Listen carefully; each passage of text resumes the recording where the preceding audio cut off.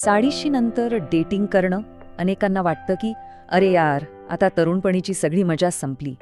पण खरंच तसं आहे का? बिलकुल नाही. आज आपण डॉक्टर पॉल डुब्रान्स्की यांच्या एका जबरदस्त नवीन दृष्टिकोनावर नजर टाकणार आहोत. हा दृष्टिकोन अक्षरशः डेटिंगचे सगळे नियम बदलून टाकू शकतो. चला तर मग सुरू करूया.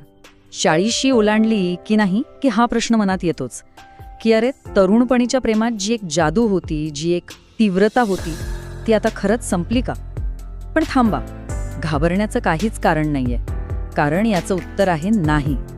आणि ते नाही का आहे हेच तर आपल्याला आज बघायचंय. आपण सगळे रोमिओ ज्युलिएटला प्रेमाचं प्रतीक मानतो नाही का? पण गंमत बघा, डॉक्टर डुब्रान्स्की म्हणतात की ही एक धोक्याची सूचना आहे. हो, बरोबर ऐकलं. जसं आपण इथे बघतोय, त्यांची ती आवेगपूर्ण इच्छा ती त्यांना कुठे घेऊन गेली? एका शोकांतिकेकडे. म्हणजे ही खरं तर प्रेमकथा नाहीये, तर काय करू नये याचा एक मोठा धडा आहे. विचार करायला लावणारी गोष्ट आहे नाही का? मग खरी गडबड होते तरी कुठे? ती होते इच्छा आणि प्रेम या दोन गोष्टींमधला फरक न समजण्यात. आणि हाच आपल्या आजच्या चर्चेतला सगळ्यात महत्त्वाचा पहिला मुद्दा आहे. बरं, मग ही इच्छा म्हणजे नक्की काय? बघा, ही एक अगदी आदिम नैसर्गिक प्रेरणा आहे. आणि चांगली गोष्ट काय माहितीये, ती वयानुसार कधीच संपत नाही. पण एक मोठा पण आहे.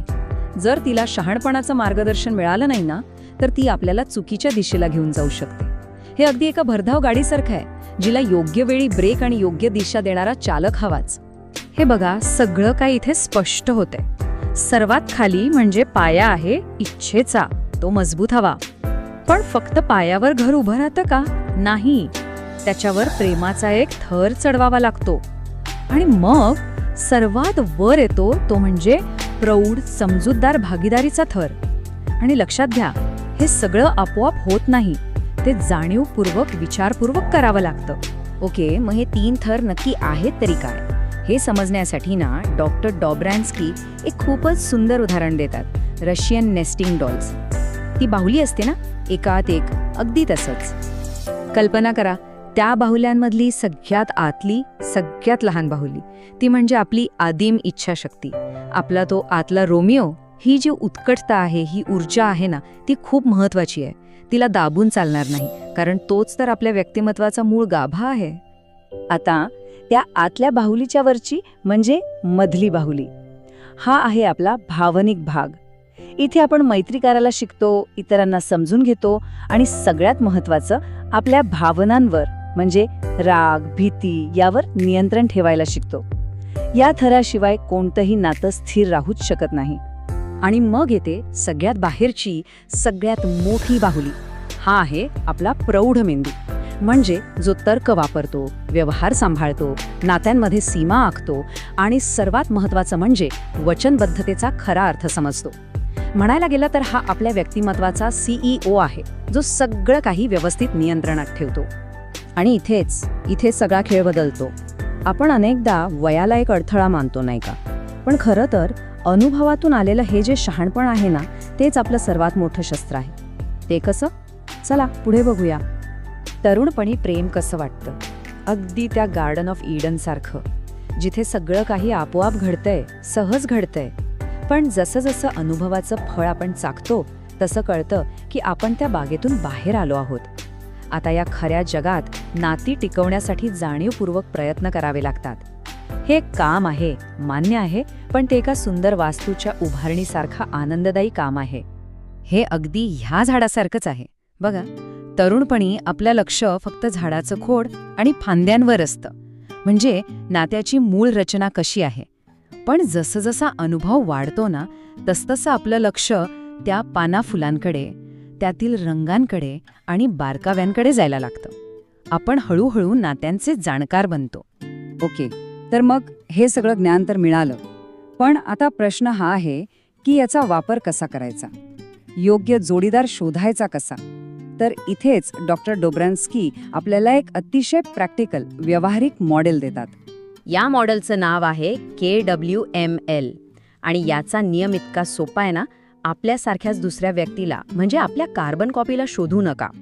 त्याऐवजी एका पझलच्या तुकड्यासारखं विचार करा. आपल्याला तो तुकडा शोधायचा आहे जो आपल्यात अगदी फिट बसेल, कारण तो आपल्यापेक्षा वेगळा आहे. एक पूरक जोडीदार. आता जरा या तक्त्याकडे नीट बघा. इथे 4 मूळ व्यक्तिमत्व दिली आहेत. हे वर्गीकरण 2 मुख्य गोष्टींवर आधारित आहे. पहिली गोष्ट, आपण जास्त विश्लेषणात्मक म्हणजे ॲनालिटिकल आहोत की सर्जनशील म्हणजे क्रिएटिव्ह आहोत. आणि दुसरी गोष्ट, आपण कृती करणारे ॲक्शन टेकर आहोत की पालनपोषण करणारे नर्चरर आहोत. याच कॉम्बिनेशनमधून वॉरियर, किंग, क्वीन, मॅजिशियन आणि लवर हे 4 प्रकार तयार होतात. तर पहिली आदर्श जोडी कोणती असू शकते? ती आहे वॉरियर आणि लवरची. इथे कसं होतं की वॉरियरची जी तार्किक बुद्धी आहे आणि लवरची जी भावनिक सर्जनशीलता आहे त्या एकमेकांना अगदी पूर्ण करतात. म्हणजे विचार करा, एक अत्यंत हुशार वकील आणि एक तितकाच प्रतिभावान कलाकार. काय जबरदस्त संतुलन आहे नाही का? आणि आता दुसरी जोडी, ती आहे मॅजिशियन आणि किंग किंवा क्वीनची.